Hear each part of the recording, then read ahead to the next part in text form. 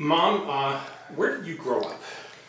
I grew up in a very unusual place. I think it was the first gated community in the United States. I never heard of anyone before that. It was called Seagate. It was on the end of Coney Island. There was a gate all around on one side, and there was the Atlantic Ocean on the other. And we had beaches. And originally, the very wealthy came to Seagate for their summer vacation. But as the Depression came, those houses became more summer homes or boarding houses. And then, of course, there were the regular residents who lived there all year round. So I was born in a situation where we were a little isolated. We were pretty far from New York City.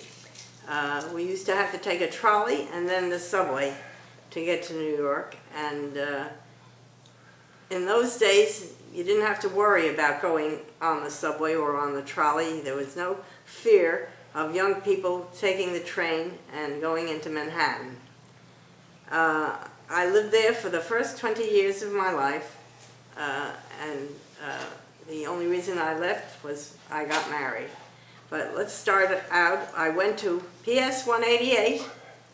That was an elementary school, and then Mark Twain Junior High School was built. But the first year, the year that I went to it, it was still an 8th grade school. And so I graduated from Mark Twain in the 8th grade and went to Lincoln High School.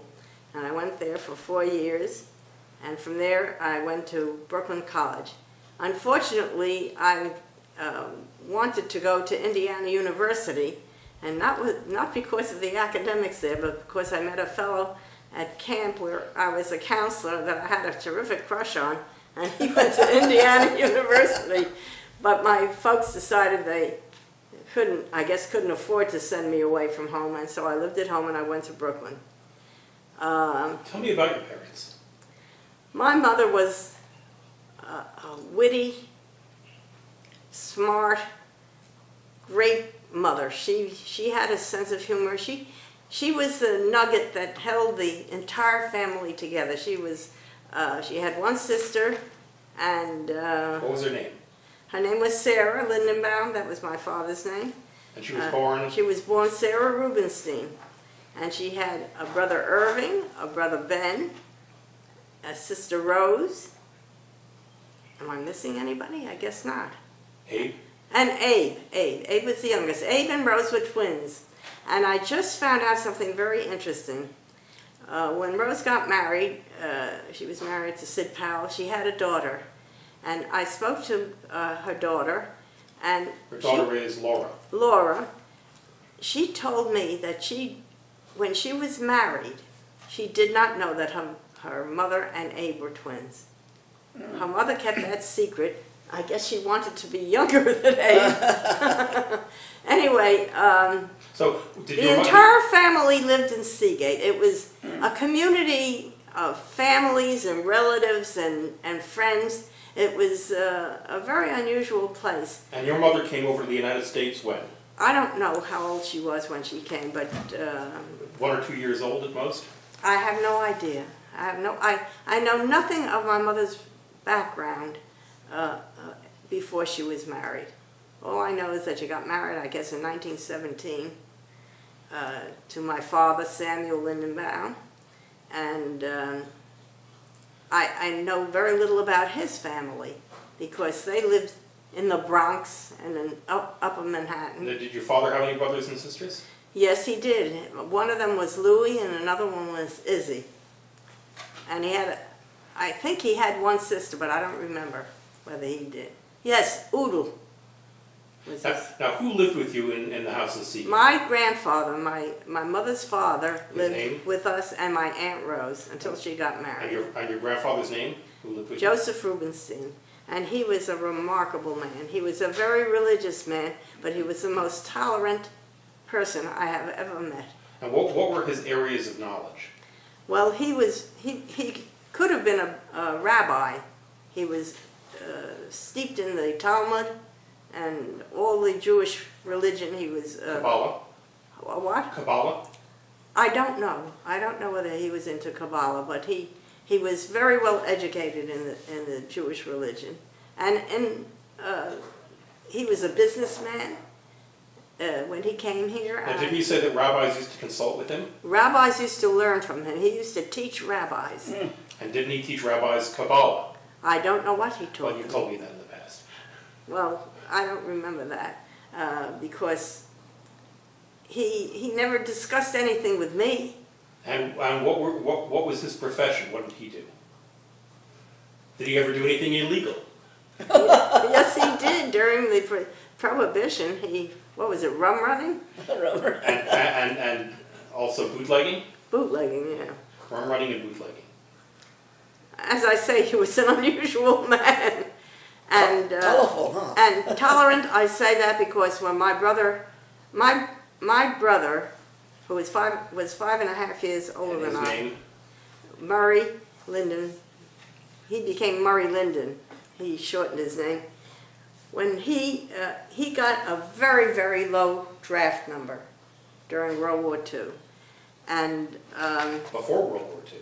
yes, he went, and he was supposed to go into the Army before he graduated from college. Now, he was going to Juilliard School of Music. He was a pianist, very well talented.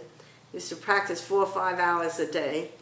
And they allowed him to graduate from college. As soon as he graduated from college, he was in the Army. And he was in North Carolina or South Carolina.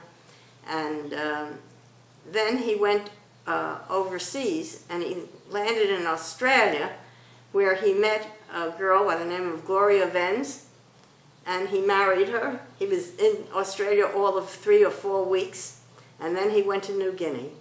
And after a year of being in New Guinea, he went on a leave to Sydney, where his wife met him, and she became pregnant.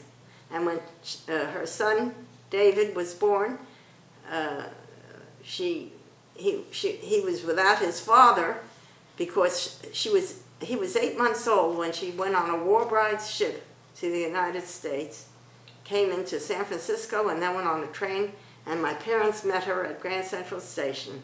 And I think that she had to have great courage because she was not Jewish. I think Murray was the first Jew she had ever met. And they had one of the most marvelous marriages. And how did your family accept her?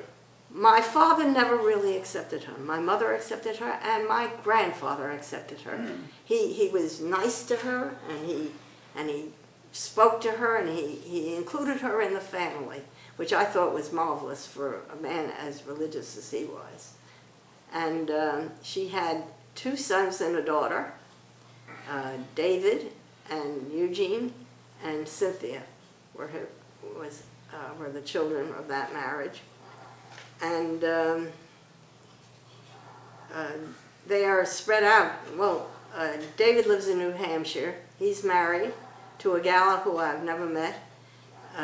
Eugene is in his 2nd marriage, and he too married a girl that I never met, a woman that I never met. And Cynthia married a lovely man who died at the age of 40. His name was Tom Carlo. Tom Carlo, and she had 4 children with him. All right, but let's go back to when you were growing up in Seagate. Now, Seagate was in which borough? Brooklyn. It was at the end of Coney Island. And you had to take a trolley and then a subway to get any place. So what was growing up in Seagate like for you? First of all, what was Seagate like? Seagate was a summer resort place. And I had a large group of friends when I was growing up, and when I was a teenager, we always had gatherings, always at my mother's house. And my mother was a good cook, and she would cook for all the kids. She'd make hamburgers for them, and we always had a good time. And next door, over the summer, when I was 16 and 17, there was a fellow that I met. His name was Marvin Sains. I had a terrific crush on him, and he was in love with me too. But he was a hard person to get along with. And also my brother had a friend, Herbie Baumel, who used to spend, he never went to the Army. When my brother was overseas, he would come and live in my mother's house. Now, Herbie Baumel was a violinist? Yes, My mother's house was open house to everybody. All the relatives came there, all the friends came there. It was a busy place. And you had pets? We had cats. We had young Griffo, and It was named after a prize fighter. right, and Sasha.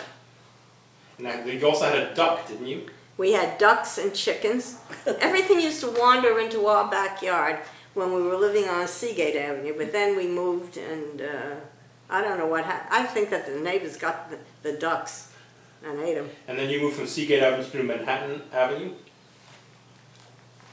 No.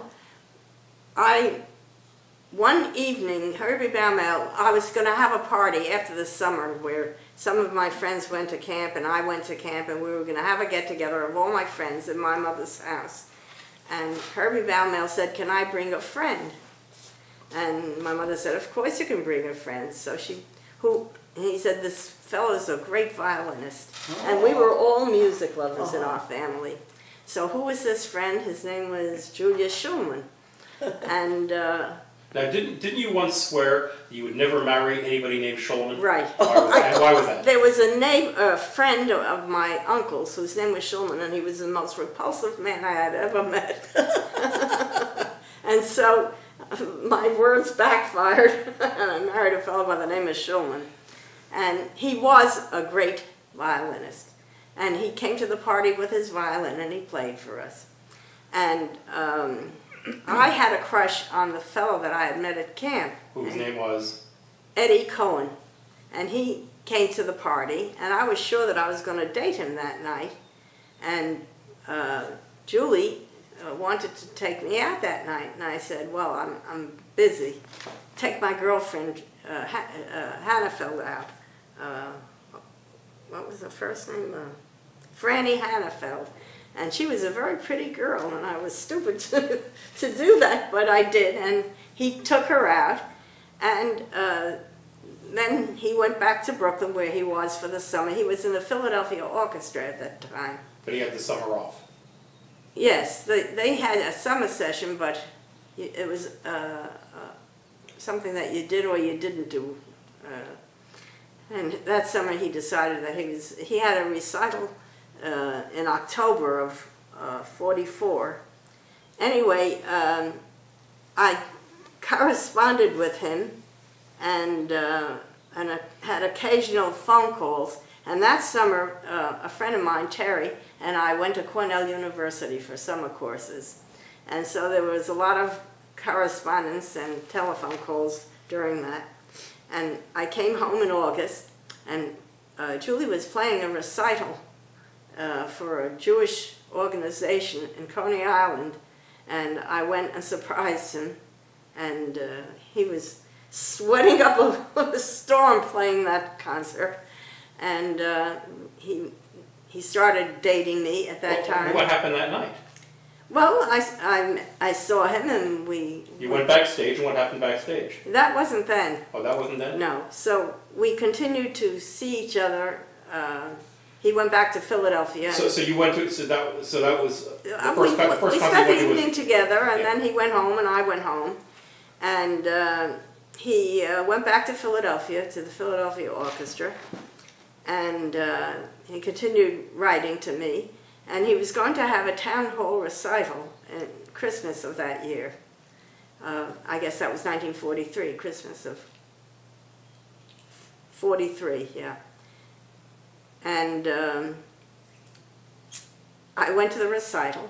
At Town Hall? At Town Hall, and that was where he you went backstage, you were there with your parents? Yeah, so and Franny Hannafeld. So all of you went backstage and he grabbed my hand and he said, "Stay here, stay here." And I was a little embarrassed because he was on a reception line there, you know, where all the people were coming to congratulate him after the concert. And then we went to, on the corner of 57th Street and I guess it was Broadway, there was a drugstore that had a counter. And we went to that drugstore to have drinks after. And you sat at the counter? We sat at the counter after that concert. And then he started, by then it was the summer of 44. We had been corresponding all that time before I went to Cornell. And August 15th, we went on a boat ride on the Hudson River, and he proposed to me. And was it a boat he was like a speedboat he was driving, or no, this was a tourist boat. Tourist boat. And I came home and I told my mother that Julie had proposed to me, and I wasn't sure that I wanted to get married. I was only 20 years old. I wasn't even 20. I was 20 in September. You were 19. I was 19 years old, and then finally I said yes to him. What made you decide to say yes? I don't know. I guess, I mean, I didn't have, you know, that passionate love at that time, because I didn't know him really didn't know him that well. It was mostly correspondence rather than being with him. Although in August I saw quite a bit of him, and then he went back to Philadelphia, and he proposed to me in August, and we were married October 15th, 1944. So we had a very short engagement. So how did your family take to him? My father adored him, and my mother loved him. They loved him for his music, because my mother was very, very musical. You know, my brother was a pianist and a professional pianist. He actually majored in music education, but of course he came home from the Army, and then he started working as a teacher. First in Goddard College in, I think it was Vermont. Well, but before we get too far into your getting married, let's go back a little bit. Now, when you grew up, did you have a bedroom to yourself? No, I never had a bedroom to myself. Rose, my Aunt Rose slept with me always. In the same bed? Yeah.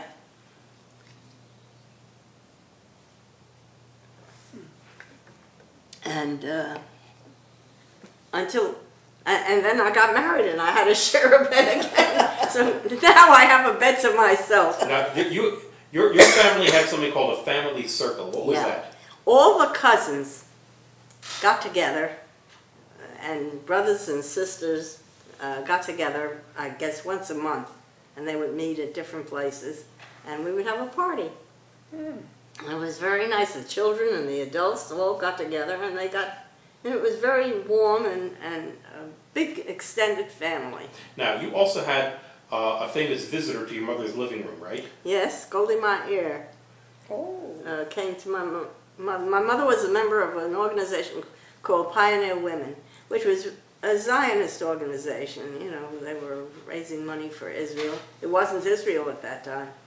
And raise money for there to be in Israel. Yeah, and Goldie Meyer was a school teacher at that time in the United States, and she was going around to the different groups and talked to them, and she came to my mother's home, and they had a meeting there of the Pioneer Women, and she spoke to them. Were you there at that meeting? I don't remember it, but I remember that she was there. It may have been, it must have been. Now, when Golda Meir became Prime Minister of Israel, did you remember her as the same woman who had come to the Yes. I remembered her. I remembered her coming to the house and being treated very nicely by these women. What did your father do? My father was a salesman in the brassiere and corset industry. He sold things to use for making those, for making brassieres and girls. And he was always a salesman. And he was a salesman. He was able to talk people into doing things. And what was his personality? He was very, excuse me, very outgoing. Kind of childlike.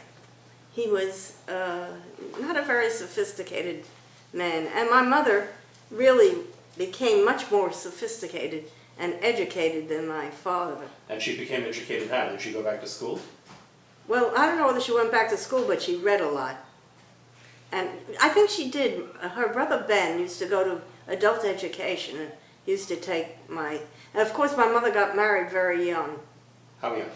I don't know exactly how young, but she was probably around 19 or 20 when she got married. And her brother used to take her into Manhattan to go to these adult education courses.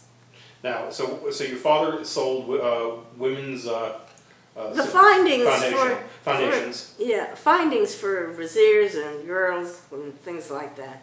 Now, was your father in business with somebody else in your family? No, he was never. He could have been, but he did not want to go inside. He wanted to be a salesman, and so he got my mother's youngest brother, Abe, to go into the Perfect Brassiere Company, which they were forming at that time, and he became a millionaire. Now, Dave also was in that. Dave was in the brassiere business. And he was your mother's oldest brother? Oldest brother. Right. Dave was the oldest brother. Then there was Ben and Irving and Abe and Rose. Rose was married to Sid Powell. Now Sid Powell was a musician. He played the bass fiddle, the string bass. And Rose was also a singer, right? Well, she wasn't professional, but she did sing. And Sid had a band. And then when they got married and she had a child, his brother was a pharmacist, and Sid went into the pharmacy business, but he was a miserable person ever since, because he was really a musician, and he wanted to do music, not pharmacy. So when you were growing up, what did you do for fun? We used to have big gatherings of people, get-togethers. And we went to the 1939 World's Fair, and we went to the movies, just ordinary things that kids do. Nothing ever very special. So what is your recollection of growing up during the Depression and in the beginning of World War II? I was apolitical. I did not think of politics at all. Was there any political discussion around your house? Well, the only thing was, believe it or not, on December 7th, talking about World War II, my brother was on leave and he was at home. And in the evening, a soldier came to the house and told my brother that he had to get back to his army group. And my brother, it was at night, he decided he's not going to go until the next day, and he slept over at my mother's house. And the next day he went back, and shortly after that he went overseas. Now, was there any talk around your house that there might be war or anything like that, or did it come as a complete surprise? I'm telling you, I was so apolitical. I had no point of view about anything. All I knew was when the war came that I was against the Germans and against the Japs. Now, your family was unusual and it had both Republicans and Democrats in it? Well, yes. And who were the Republicans and who were the Democrats? Abe was a Republican and Dave was a Republican, and I don't know what Irving and Ben were, or Rose. But your parents were Democrats, right? Yeah, my parents were Democrats. But I mean, it wasn't a political family. We talked about family things most of all. We never really emphasized politics. Now, when you say the Seagate was a gated community... come to think of it, though, there were sometimes arguments in my family between the brothers because they were on opposite sides of the political, But I know that my mother and father always voted Democrat. Now, you said the Seagate was a gated community. What did that mean in terms of it being a gated community? Well, you had to know somebody in Seagate to be able to get in. And the owners of the homes were given beach passes. People there who owned homes paid double taxes. They paid to Seagate and they paid, regular taxes. New York City? Yeah. Were there private security or? I think they were regular policemen at the gates. There were 3 gates. One at Surf Avenue, one at Mermaid Avenue, and one at, entrances to the gates, and one on Neptune. And what was the address of the house you grew up at? Well, I was born in 4205 Seagate Avenue, and then we moved to Cypress Avenue, and I don't remember the address there, and then we moved to Manhattan Avenue. And do you remember the address? And I was in Manhattan, addresses? I don't remember. And I lived in Manhattan Avenue until I got married. Now, do you remember your phone number there? No. I don't have that kind of memory. And anyway, in 1944, I married Julie, and he had gotten the assistant concertmaster chair of the Pittsburgh Symphony. So right after we got married, we went to Pittsburgh. Oh, all right, so you arrived in Pittsburgh, and what was that like, arriving, leaving Seagate for the first time in your life and going with your new husband to Pittsburgh? Well, we had to find a place to live, and so there was a big wide street, I don't remember the name of the street, and we found in somebody's home a bedroom, and we were going to be sharing a bath. And this to me was very unusual. And when we moved in and we brought our things in, the place was ridden with roaches. And I had never seen a roach before, and I was hysterical. And I told Julie we had to get out of there. And so we got out of there, and we found a place to live in Squirrel Hill in Pittsburgh in an apartment hotel. But it had no cooking facilities. It had a hot plate. So we went to a Hungarian restaurant every night to eat dinner. And it was upstairs. Do you remember the name of the restaurant? No.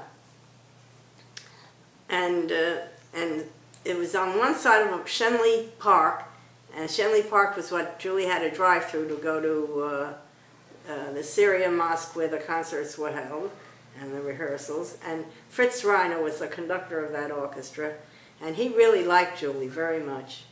And as a matter of fact, years later when Julie was, we used to come back because the seasons in those days for symphonies were not 52 weeks. It was from October to April. And then we came back and we stayed in my mother's house over the summer. And then we went back the second year to Pittsburgh. And that was his last year in Pittsburgh.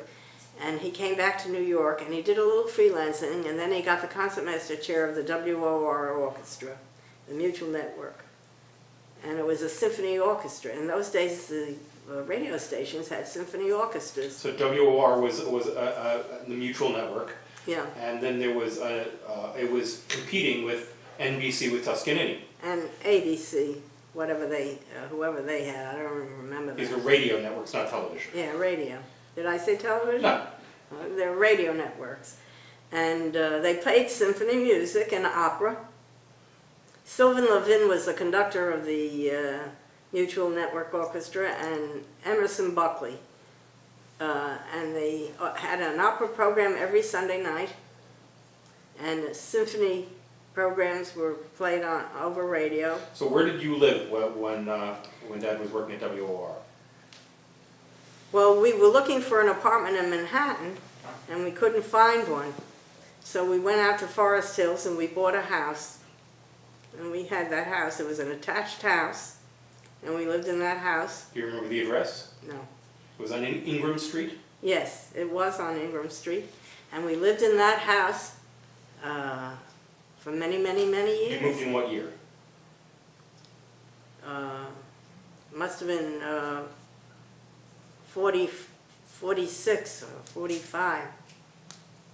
Well, you were married in October 44. 44. So you were in Pittsburgh for how long? 2 years. So, right, so that's... and I came back, so it was a 44, 45, 45, 46 season. So we came back and we came to my mother's house in 46, stayed there until we bought the house. So that would have been late 46, early 47? Yeah. And Margaret was born in 47. So were you pregnant in Pittsburgh or when you came back to New York? No, I was pregnant when I came back to New York. Okay. When did you find out that you were pregnant with her? We were up at camp. Which camp was that? Camp Mohawk? Camp Mohawk. And Camp Mohawk was owned by? Henrietta Schulman.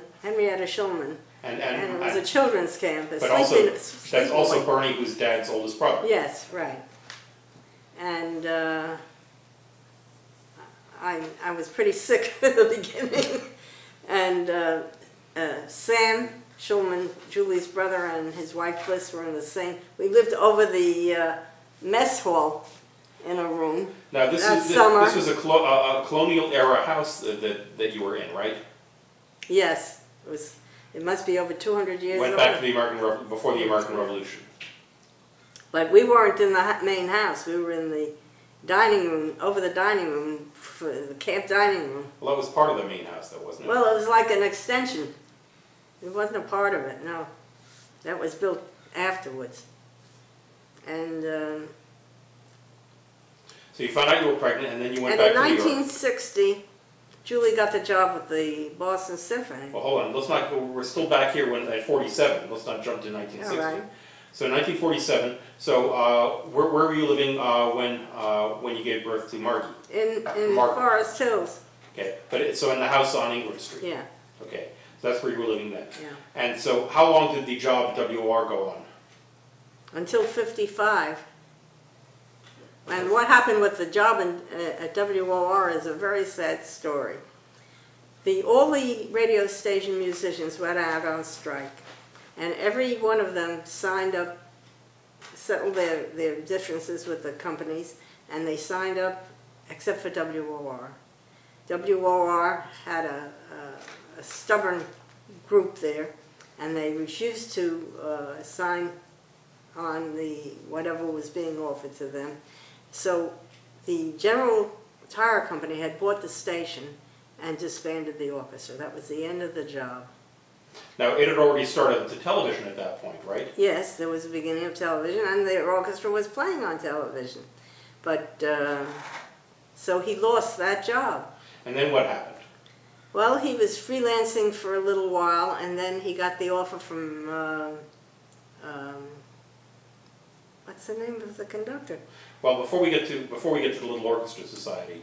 No. Oh, New Orleans. We Yeah. went to New Orleans. But before New Orleans, during that year, what was Dad doing? He was playing shows and doing freelance music. He also did some television. He did. Yes, he did a series of concerts at WQXR. But he was also on TV. He did a show called. Yes, Live Like a Millionaire. And then he did the Arthur Godfrey Talent Scouts. Right. And what happened there? Well, he won the Talent Scout. Now you were on the show with him, right? Not the not the Talents. Yes, The Talent Scout. He was introduced by his daughter Margie. No, he Lived Like a Millionaire was. Oh, that's right. You were on Arthur Godfrey Talent Scouts where you went on with him. Yes, and I introduced him. And were interviewed by Arthur Godfrey. And I was interviewed by Arthur Godfrey, and then he played, and then he won that, and he was tied with somebody McNair. Barbara McNair. But he got a week's performance on the morning Arthur Godfrey show. On the radio show. On the radio show. Right. Yeah, and on the Millionaire show, he was introduced by Margie. Who was 5 years old. 5.5 years old. Well, 5 years old. I was pregnant with you at the time. Right. And they mentioned that on the air. Right. And So then after this year of freelancing, didn't he also do something non-musical during that time?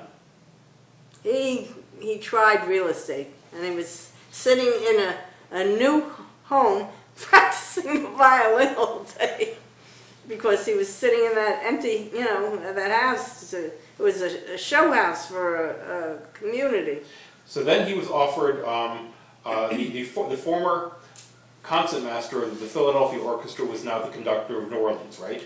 Yes. And that was Alexander Hillsberg. Okay, and Hillsberg offered Dad the job in New Orleans. To do what? To be concertmaster. Okay. And he was there for 2 years. The Now, first year I went down there, and we lived... so that means that all of us went down there. Yeah. You were 2.5, and Margie was 7. So she went to school there. She went to school. She started school in New York. Okay. Then we went down to New Orleans, and she was transferred to the school in New Orleans. Which was a segregated school. Yes, it was. Everything was segregated at that time. And we had a very big apartment. It was an unfurnished apartment, and we rented some furniture because we didn't know whether we were going to make it permanent. Were there any roaches there? Yes, there were. That place was roach-ridden. It seemed that all the places that we went out of New York, well, there were no roaches in my house in Seagate. They never heard of them. There were plenty of roaches there, killing them all the time. Some of them were big as rats. And So did you like living in New Orleans? yes, I did. I had a good time in New Orleans. What was your address there? I don't remember. It's on Carondelet Street, but I don't remember. It was a 2-family house, and there was a man and his wife and a daughter living downstairs, and we lived upstairs. And and so did you have a maid or help or anything like that? Yes, we had a mammy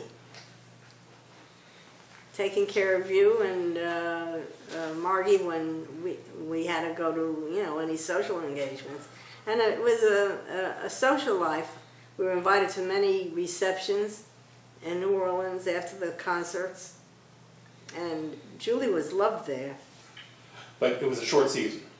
Yeah, well, then we came back to New York, and he was offered the job after the second year of New Orleans. Now, the second year I didn't go down because it was such an upheaval for Margie with school, and the living quarters, you know, weren't the best. So I stayed home in the house in Forest Hills. And we had rented the house the first year, and they made a mess of our house, and that was another reason I didn't want to go down. And my parents and my aunt and uncle, Lena and Dave, lived walking distance to my house, and every night they came over to my house, and they stayed with me. So while Dad was away for 6 months, yeah, then you had... He came home for Christmas. But you had your mother, father, and aunts and uncles and cousins. My aunt and uncle, and the family circle, and all the social life of the family. And now, didn't you have me sometimes sleeping over at your mother's house? Yes, you did. You spent a lot of time at my mother's house, and Margie did too. It was family oriented, and I guess if it weren't for the fact that my parents lived so close by and my aunt and uncle around the corner, I probably would have gone. When you say your aunt and uncle, you're talking about Dave and Lena. Dave and Lena Rubenstein, yeah. Now, who were your friends when you were living on Ingram Street? There was, oh my goodness, my mind went blank. Well, first of all, there was Max and Susie Light. Right? That's who I was trying to think. Max and Susie Light were my close friends, and there was someone who lived across the street from me, and I don't remember her name. Across the street was the Oricchios? No, that was before the Oricchios. Okay. I know that next door you had Emma Scapa. Yes. Okay. And she was, she came from Europe. She was a refugee during World War II. And she got married to a much older man, and she lived 2 doors away from her. And and she didn't speak a word of English when she came to the United States. What was her language? I don't know. I guess it was German. Okay. Now, Susie Leiter had an unusual background. Yeah. Do you remember what it was? Well, she was brought up in Germany. Right. And she was on the last boat that came to the United States before there were no more boats during World War II. Now, it was a situation where children were being allowed to leave and nobody else? Yes, there was Youth Aliyah. That was the organization that would get the children out of Germany. And she was chosen, and her mother was a bridge-playing society lady, and she didn't want to go. Now, she was the only one who you knew who had escaped from Europe? Right. Okay. Now, so let's move forward a little in time now. So, Dad was 2 seasons with New Orleans, and then what happened? He came back to New York again, and he was offered the job of the Little Orchestra Society. Another concertmaster. Yeah, under Tom Scherman, who was the son of the Book of the Month Club people. Right. He did a lot of touring with the... he toured, and he did a lot of performing of concerti and a lot of solo work. And he did solo recitals at that time. And that lasted for how long? Until 1960, when he was offered the job. He auditioned for the job in the Boston Symphony, and he took it. No, but before that, he did a tour with the New York Philharmonic, right? He made tours before and during his stay with the Boston Symphony. Was the Philadelphia Orchestra toured to Japan? No, but I'm talking about the New York Philharmonic. Didn't he go on their 1959 tour? Yes. And that was to the Soviet Union and the Middle East? And Europe. Right. And then he toured with a dance company, but he wanted the Ballet de Paris. He wanted to join the Philharmonic, right? Yes, he did, but what's his name? Leonard Bernstein? Leonard Bernstein did not have an opening then, and as soon as he signed the contract with Boston, Bernstein asked him to join the Philharmonic, and it was too late. We had already bought a house, and he stayed in the Boston Symphony for 10 years. Right, from 1960 to 1970. 1970. In 1970, Rudolph Bean offered him the assistant concertmaster chair. Associate. Associate, not assistant. Pardon me, associate concertmaster of the Metropolitan Opera. And so we, the three of us, moved back to New York. Right. And Because Margie was already off, you know, married. And yes. And we got an apartment in New York City. West End Avenue. Walking distance to the Met. 180 West End Avenue. Right. The 7th floor. Remember the number Apartment of the apartment? 7C. Okay. And we lived there for 5 years when he was offered the job of concertmaster of the New Orleans the San Antonio Symphony, pardon me. Right.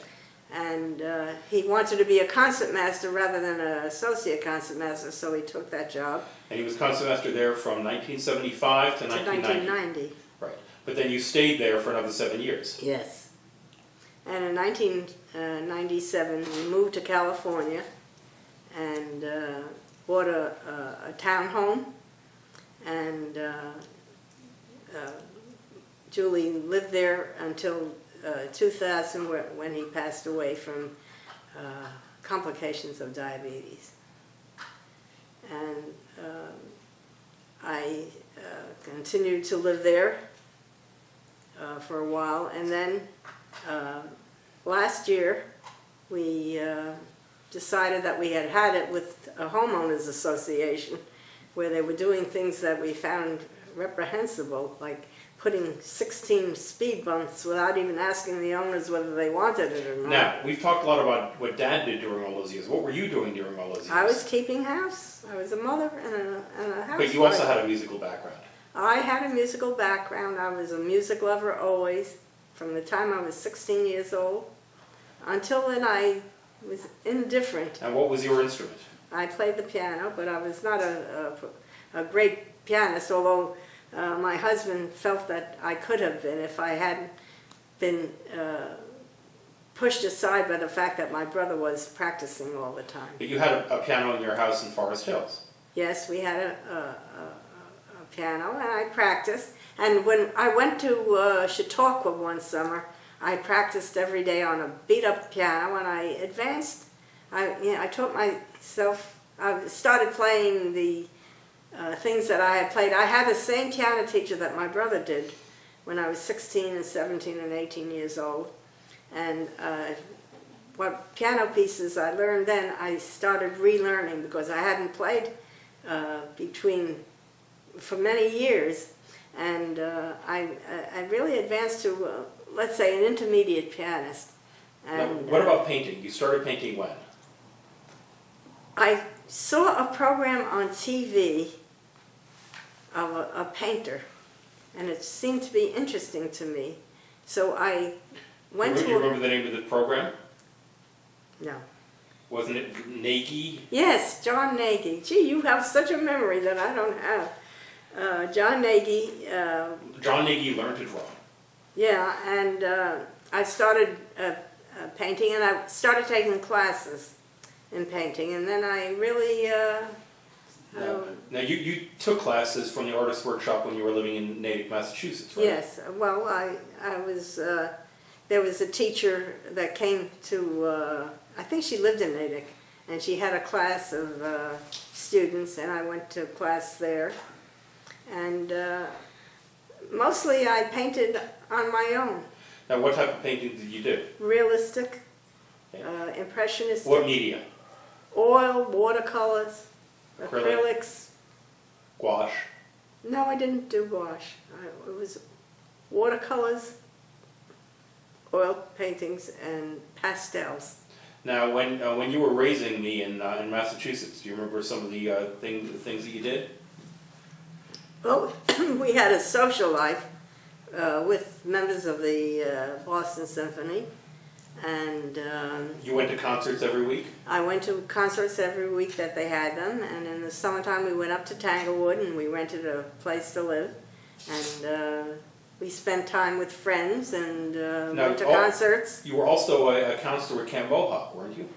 That was not, the first year that Julie was in the Boston Symphony, I was a counselor at, I was the ceramics counselor at Camp Mohawk.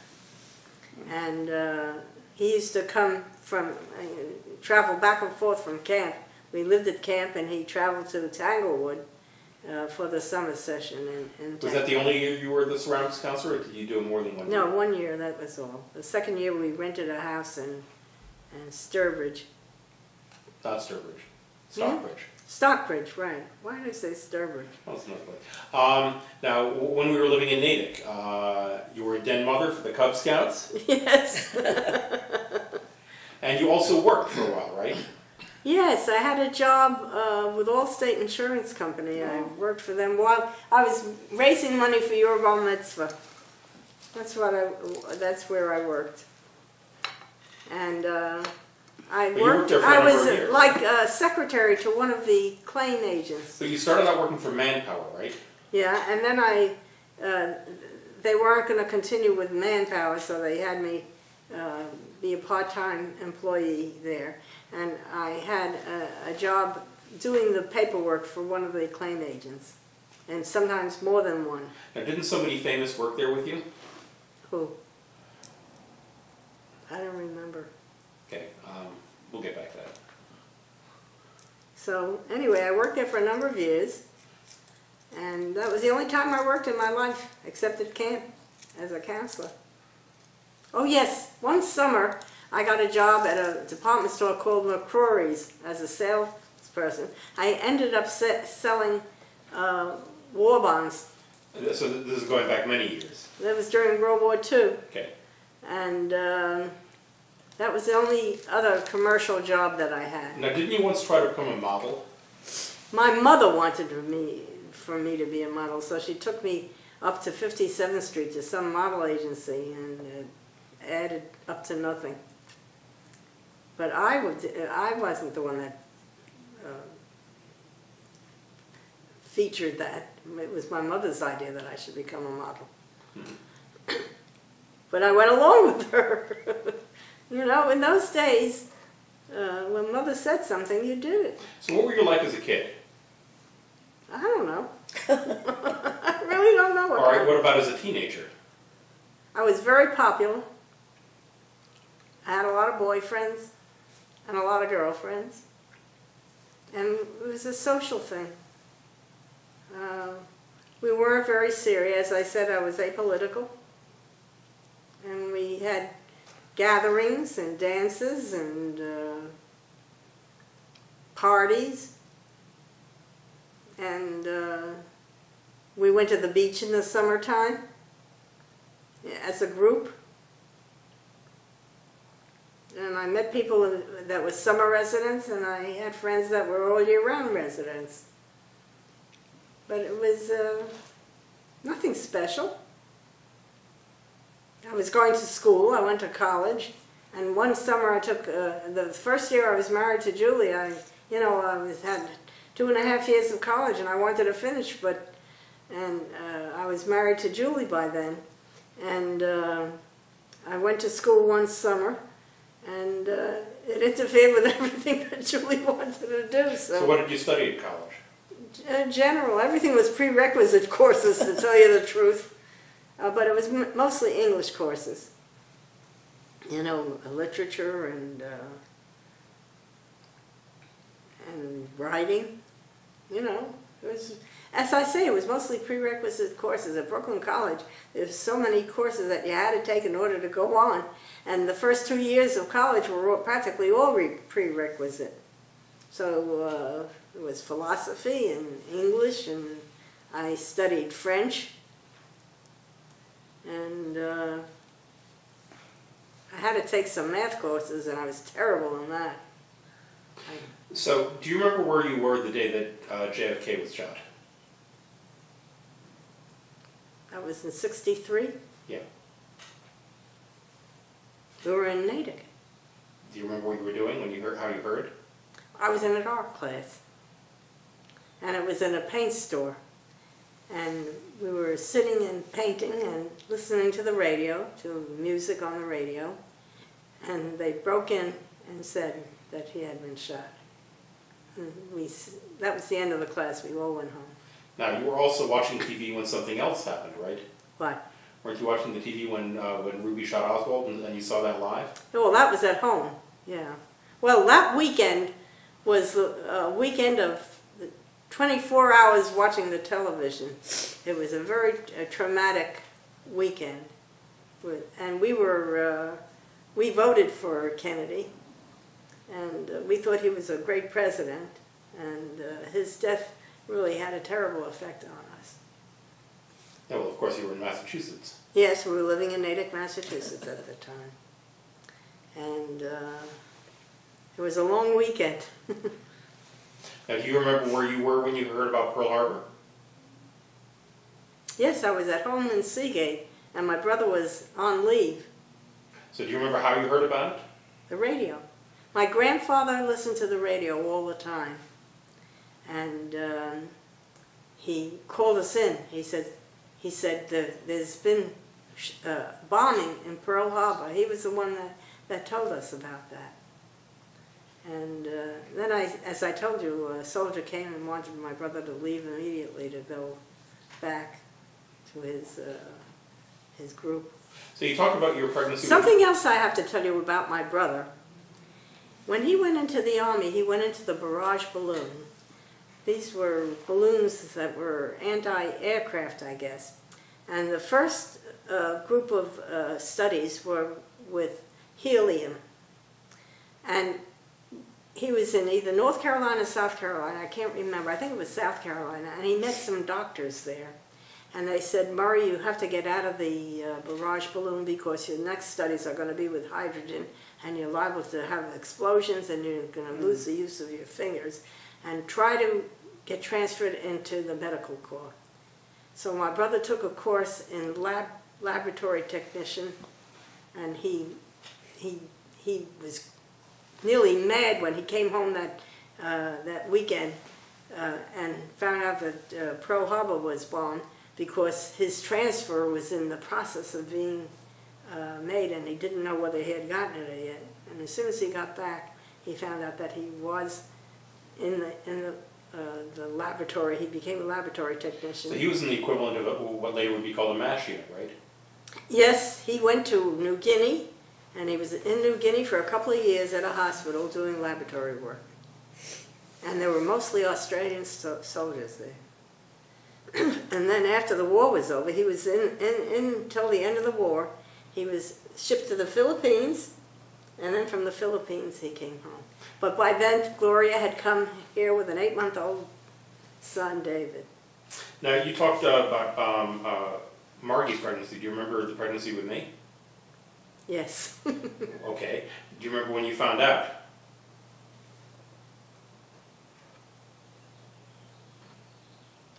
I don't remember. But you were still living in Forest Hills when I was born. I think so, yeah. You were born in 53? Mm-hmm. Yeah, we were still in Forest Hills. And I was going, geez, he was a lousy doctor too. I've forgotten his name. Didn't like your obstetrician? No. And I had him for both you and Margaret. Horace Harding Hospital? Right, you were born in Horace Harding Hospital. And you were circumcised at home in Forest Hills. This I do not remember. You yelled. You cried. And who was our doctor? Dr. Weber, Dr. Abraham Weber, who was an amazing man because he was a diagnostician without any tests. In other words, he would examine a patient and know what was wrong with them. He didn't have to get x-rays and this and that and the other thing. He was a genius at that. He also did something very early, which a lot of people didn't recommend until a lot later. Do you remember what that was? He took an aspirin every day. Right. Going back to what, the 1930s? Yes. And he told everybody to take an aspirin a day. He knew that there were certain things in the aspirin that would prevent heart attacks. So let's go through a few other things. You're not much of a drinker. I don't drink at all. And you've never smoked. Never smoked. And you don't even like carbonated sodas, right? No, they hurt my nose. I drink coffee. So what did you eat growing up? Well, I guess I didn't like my mother's cooking that much. She used to kill the meat by koshering it. She used to soak it and salt it. And all the taste went out of the meat. So I didn't really like eating meat. I ate some chicken, and I lived on things that were not kosher, and my mother was kosher. I lived on bacon and tomato sandwiches when I went out, and a malted. Now, And I was 101 pounds when I got married. I was very skinny. were your parents religiously observant? My father was more than my mother. So was there a Friday night service at dinner at your No, house? not really. When my grandfather was living with us, and then later on he went to live with Rose. When Rose got married and had a house. Are you near the end? Yeah. Okay. You can finish up. She got a house. My grandfather went to live with her, and he lived with her until he passed away. And he was in his late 70s, I think. 70s when he died. Anything else? All I can say that I lived in an extended family. My mother's family and my individual family and the friends were always in my mother's house. That was the meeting place. And so I didn't even have to, if I were to raise money for the Jewish National Fund, I would stand at my door. That's how many people came in with a little box, and that they would put the coins in there. They were Zionists, my parents. They were very much interested in Israel. And not to live. They weren't interested in living there. But your mother visited Israel after your father died? Yes, she went on a tour with Dave and Lena to Europe and Israel. So she got there, but I never did. We have 2 minutes left. You traveled a little bit. Yeah, I went on a European tour in 1975. We went to Europe. But this was not a working tour for Julie. This was the first time he ever made a tour for pleasure. But you also went to Japan with him with the Metropolitan Opera. Yes. And that was an interesting experience. I love Japan. Well, tell me about that. Well, the artwork there was phenomenal. And the people there were really very friendly. We were in Tokyo, and we went to this tremendous railroad station, and we got lost, and someone came over to us, and he spoke English, and he said, "Can I help you?" And I was with the violist's wife and one other woman. She was a substitute cellist in the orchestra. Her name was Stone. So, being part of the World War II generation, you know, obviously being hostile to the Japanese, did going to Japan change your feelings about the Japanese? I never really had any feelings about I guess when I was a kid, during World War II, I hated them because they attacked us, just as I hated the Germans. But as I say, I was apolitical, and I never paid that much attention to it. My life was my friends and going to parties and socializing. That was it. And your friend Brad does not understand that.